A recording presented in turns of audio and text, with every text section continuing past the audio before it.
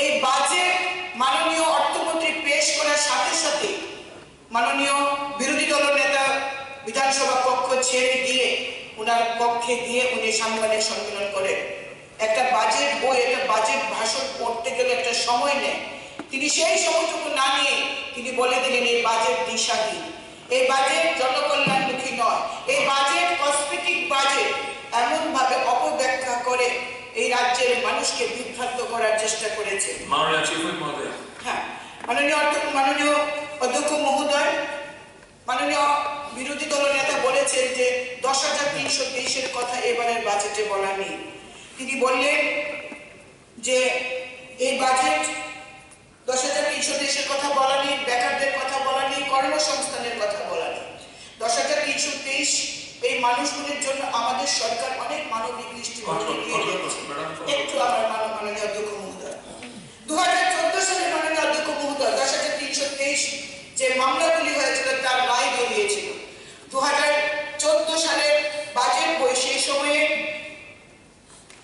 সেই সময়ে অর্থমন্ত্রী ছিলেন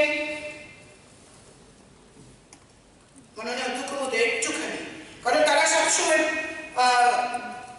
সবসময় শুধু অপব্যাখ্যা করেন। 2015 সালে যে বাজেট ভানুলাল সাহা ছিলেন অর্থমন্ত্রী পেশ করেছেন, সেখানে 2014 সালের রায় দেওয়া 10,323-এর কথা কোনো কিছু বলা নেই। এমনকি বেকারদের কর্মসংস্থান এবং বেকারদের জন্য একটি বক্তব্য তারা সেই বাজেটে রাখেননি। 2007, 8, 9, 9-10 এবং 2016-17 সবগুলি বাজেট আমি বিগত সরকারের সময় আমি পড়েছি, আমি দেখেছি। তারপর 2018-19, 19-20 আমাদের সেই সময়ে যে অর্থমন্ত্রী ছিলেন জিষ্ণুদেব বর্মন মহোদয়, এবং এরপর আমাদের মাননীয় অর্থমন্ত্রী 3 বছর যে টানা বাজেট পেশ করেছেন, প্রত্যেকটি ক্ষেত্রে দক্ষতা বিকাশের কথা বলা হয়েছে, কিভাবে দক্ষতা অর্জন করে ছেলে মেয়েরা নিজের পায়ে নিজে দাঁড়াতে পারে, আত্মনির্ভর হতে পারে, বিভিন্ন ক্ষেত্রে চাকরির বন্দোবস্ত করা হয়েছে। এবং এটা একটা চলমান প্রক্রিয়া। এই রাজ্যের ছেলে মেয়েরা, বেকার যুবক যুবতীরা যাতে কম্পিটিটিভ পরীক্ষায় উত্তীর্ণ হতে পারে তার জন্য ব্যবস্থা রেখেছে।